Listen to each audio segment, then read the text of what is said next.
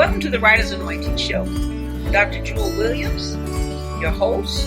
This month we are finishing up our theme for this month, which is Come Read With Me.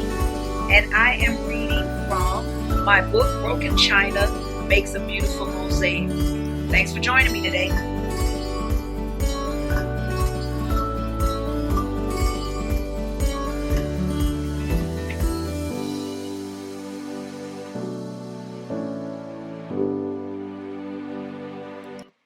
So let's jump right in. So this is my latest book, Broken China Makes a Beautiful Mosaic.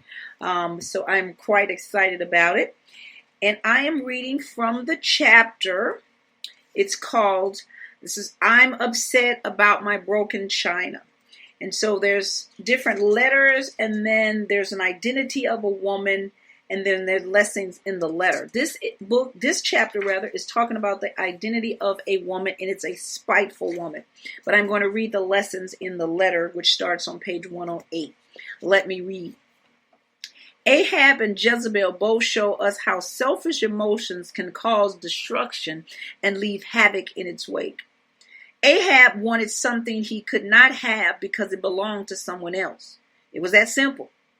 The answer to his gracious offer was no. Ahab, however, was not happy to take that answer.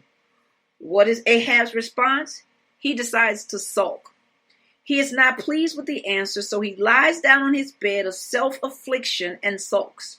He turns his face. In turning his face, he is turning his back on what is right. He turns his face and refuses to eat.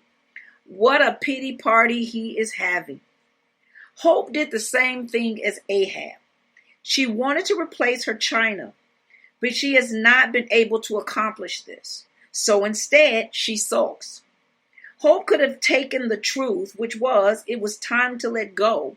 Instead, she refuses to accept this fact and lays down on her own bed of self-affliction and turns away from what is right. She is turning away from the truth. She is also turning away from her relationship with her husband, from God, and from how he wants her to handle this situation. Hope turns and allows this disappointment to make her lie down and stop standing for what is the truth. When Hope turns away from the truth, she is opening herself up to the whispers of Satan to come and tempt her into believing his deceptive ways.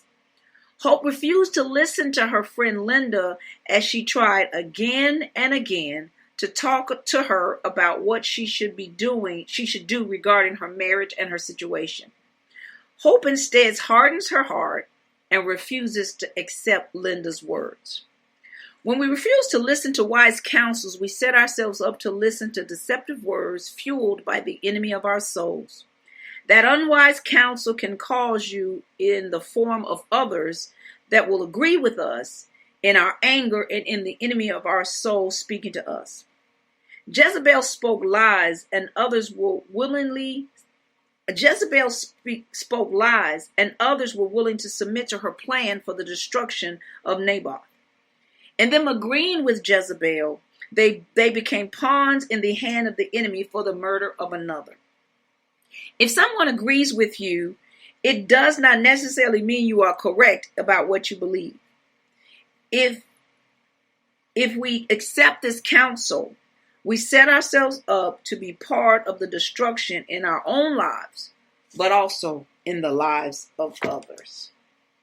Thank you for joining me for my read month. I pray that some of just a little of the reading was enough to make you want to go and purchase one of my books. Again, this is Broken China Makes a Beautiful Mosaic, and you can find it on my website, in my bookstore, publishedivision.com. Again, that's publishedivision.com. And all this month, use the code BookLover2020 in all caps, BookLover2020 for a 10% discount on my books. You're also looking for a coach, need help in getting and preparing yourself to self-publish or even to find a publisher.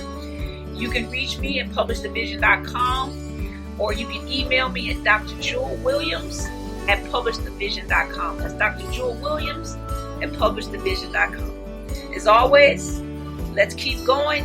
Let's write it. God bless.